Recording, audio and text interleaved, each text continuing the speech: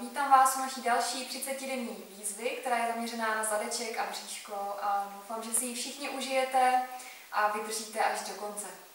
Takže první cvik jmenuje se trojkombinace, je to na zadeček. Položíme se hezky na bok, pokrčíme kolena v pravém úhlu kyčle, přitáhnu špičku a jdeme do zádu.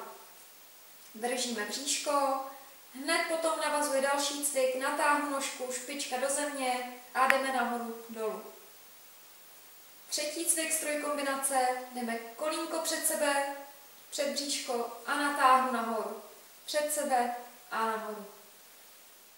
Pokud je v tabulce napsáno, že provedeme 5krát trojkombinaci, znamená to, že půjdeme 5krát dozadu, 5krát nahoru dolů a 5krát před sebe.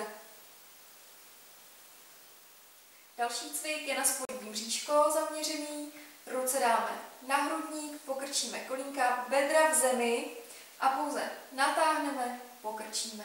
Výdech nahoru, nádech dolů. Pro tento druhý cvik máme 3 různé pozice. Pozice A, ruce nahoře, jenom natahujeme nožky. Pozice B, zvedneme k tomu vršek. A pozice C, jdeme na předloktí, ramena dolů a natahujeme. Poslední třetí cvik je výdrž na boku na předloktí, zvedneme se nahoru, stáhneme bříško, vytáhneme ruku. Když si to bude chtít někdo stížit, může zvednout nožku nahoru.